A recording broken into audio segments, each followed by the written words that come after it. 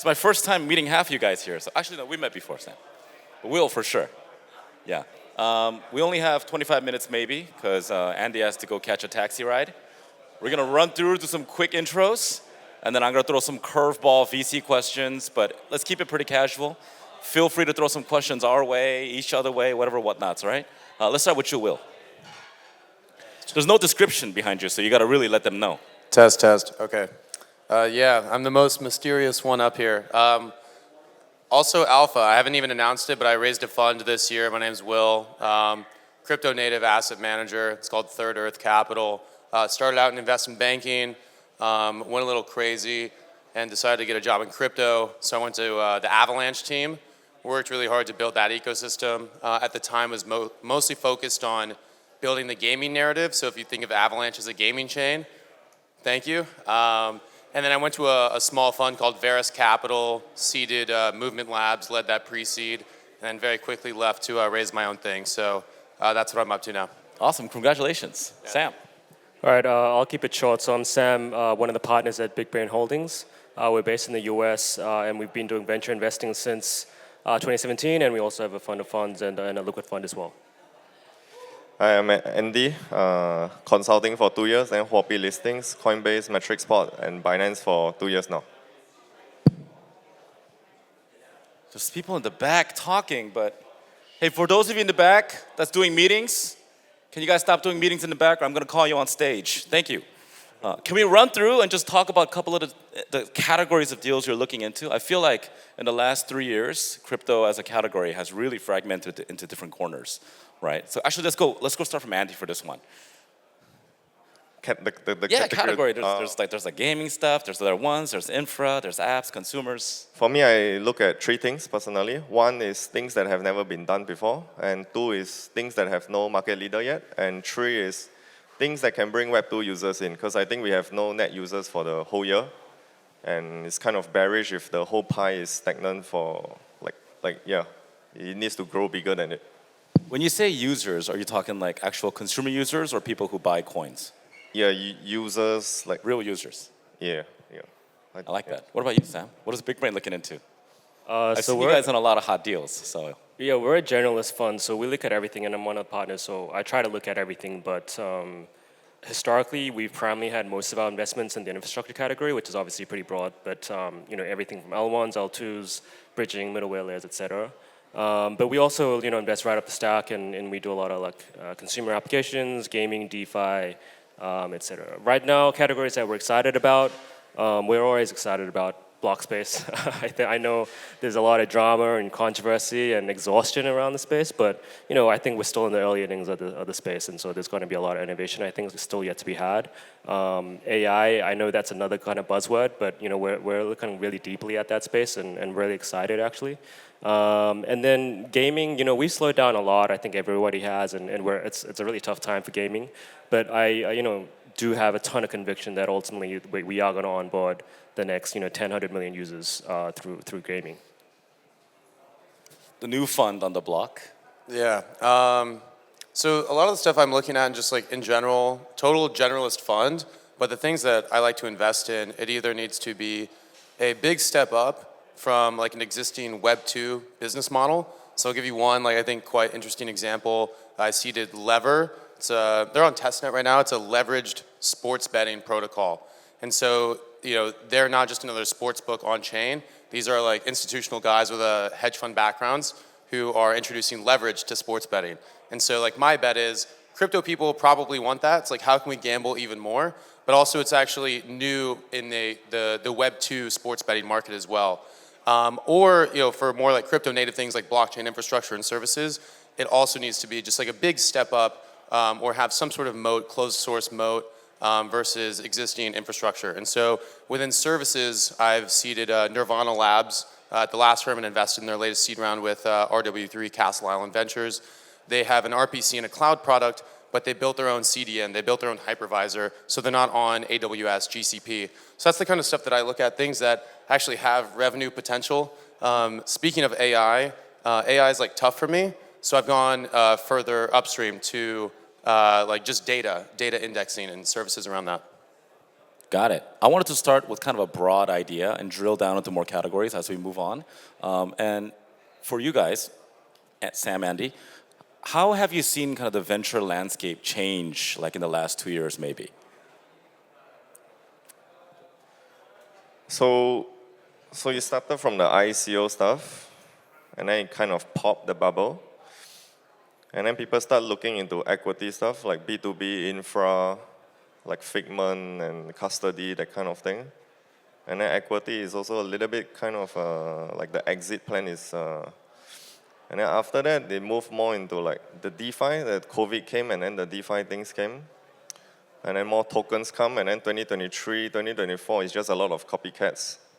One thing works, and everyone go and copy it. One thing works, and everyone go and copy it. So I think that's pretty bearish. Yeah, that's how I see it. Yeah, just lack of creative, independent thinkers in general. Yeah. Yeah, I mean, I think VCs have always been trend followers. I think that hasn't really changed, and that remains constant. But I think overall, the space has become much, much more competitive. There's more capital with probably not as much opportunities and supply on the project deal side. And also, just VCs are getting better. They're being more selective. They're doing more deeper research. They're understanding more of the nuances around the technology much better. And so, from a VC perspective, I think it is getting more challenging as the space matures slowly over time. Is everybody here a pure play private like venture capital, or you guys do a lot of liquid stuff as well? Most of the major U.S. funds are just quant funds at this stage, so I was just curious. Do a little liquid, not much, but it's a small part of the portfolio. Yeah, same. We do some liquid too. Liquid stuff, that makes sense? Labs, probably not. No need Yeah, to. it's mostly primary stuff. That makes a lot of sense. All right. And so the category of deals you guys mentioned earlier, you do some more real stuff. You guys still do some deep crypto stuff. Can you guys talk about some other portfolios you've done recently? Anything public you can mention? So Babylon, Renzo, Movement Labs, Infrared, Shogun, Evo, Milky Way. Yeah, probably a few more Particle Network, and yeah, that's just the deals that I've been recently. Is everybody in Movement Labs except me? Are you guys in Movement Labs? Sorry? Did you do Movement Labs? No. Oh, good, thank you. I thought I was the only one. Whew. What about you, Sam? So we actually did Liver as well together. So yeah, we're super interested in what's happening, and I think in interesting spaces within DeFi that hadn't been tried before. We did Monad and Mega ETH. Those are two kind of different projects that are trying to optimize for performance and throughput and latency with the EVM. I think in different approaches. So I think Keone was here before, and they're taking it with the alternative L1 approach, whereas Mega ETH is trying to be more aligned with Ethereum as an L2. And then on kind of the AI side, there's a bunch of distributed compute platforms and networks like Aether and Exhibits, which are essentially trying to decentralize and tap into a lucrative kind of and more cheaper set of compute chips, and using a deep-in model to help kind of remove again the middleman and provide a ton of efficiency. And we're already seeing that with a lot of clients actually being traditional AI companies, and again in Web 2. And so there's definitely like product market fit we're seeing there as well. And then I'll start with you this time, Will. What's your guys' take? What your take is on the market sentiment today? I'm getting a little bit of both right now. There's a lot of people that's expecting a very, very bullish Q4. Maybe not after the last week or so. And then most of the VC friends around me feel quite bearish about this segment right now. Yeah, I want to go down the line and get your guys' hot take here. I'll say two things that kind of tangential or dance like on top of that topic. One thing just like that I think is very interesting is that the retail who did not leave after like Voyager, Celsius, BlockFi, they're very smart now. Like they see the charts, they see the low float, high FDV, and a lot of them have decided just not to play.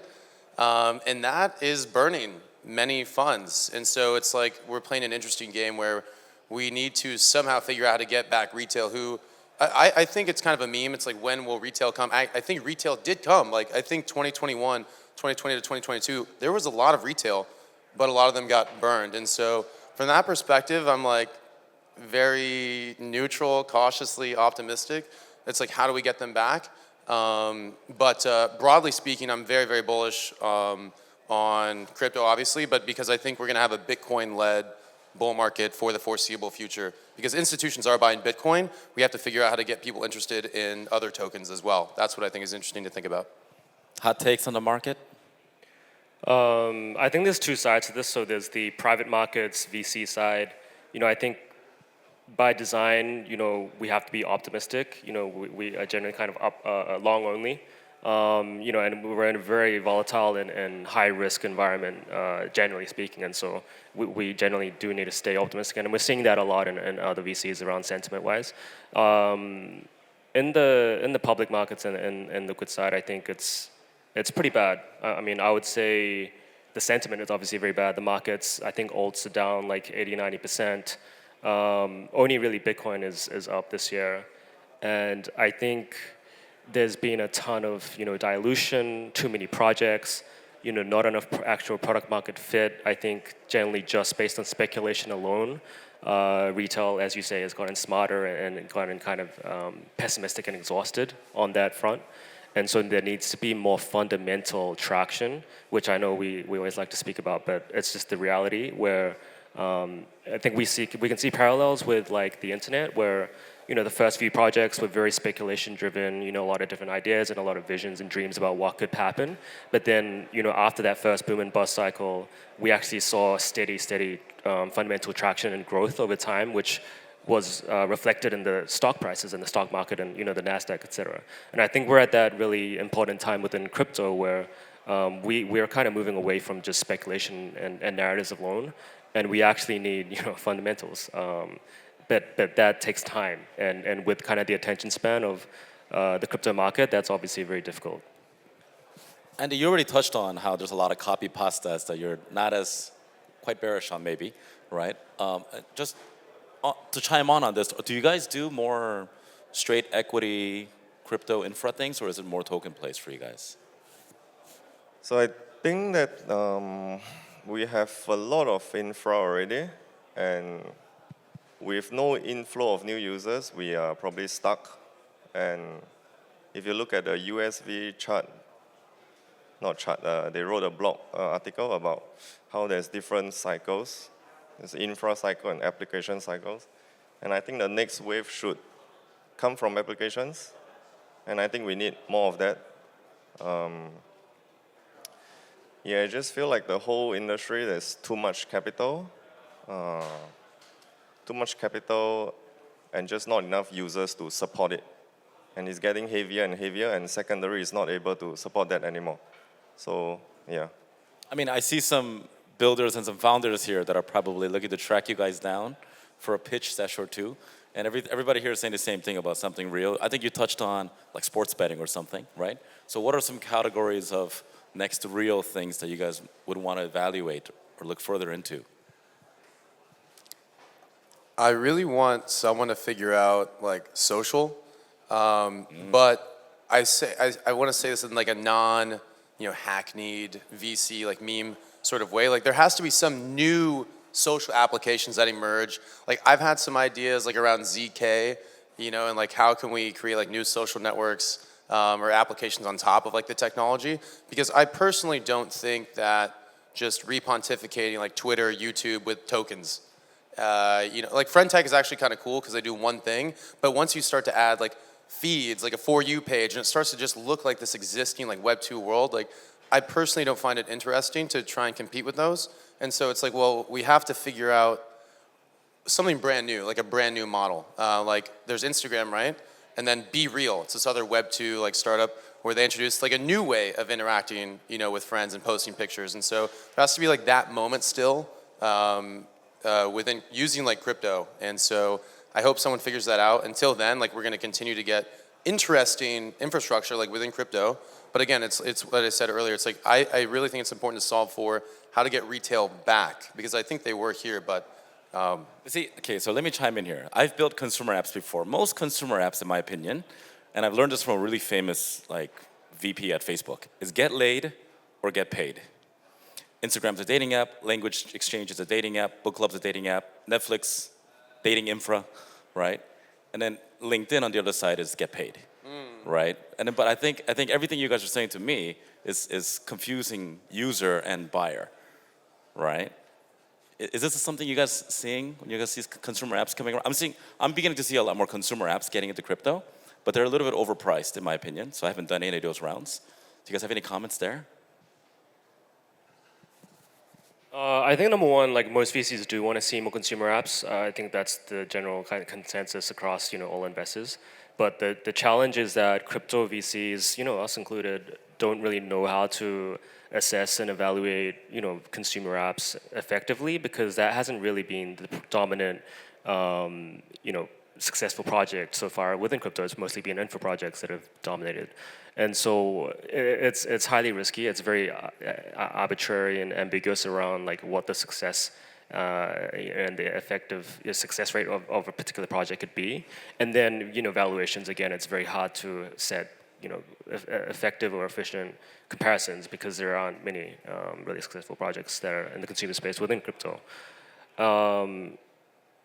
And so in terms of and with consumer apps, and the difference with consumer apps and infra is that infra there's a baseline kind of like minimum kind of premium value associated with infra because that's just been always the case, and so the risk factor is much lower, right? There's always liquidity for infra tokens, and there's always hype, even though there are no users.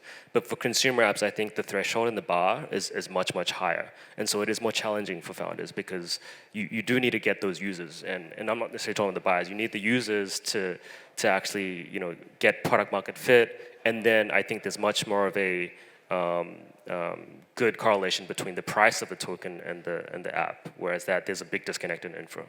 Yeah, Andy, you mentioned a lot about users today, right? So what does that mean in terms of lab's perspective?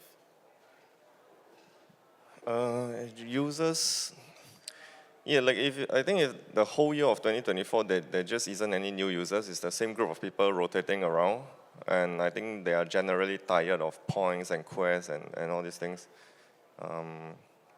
Just nothing new. And I think part of it probably is because they are still a little bit traumatized from all the crash.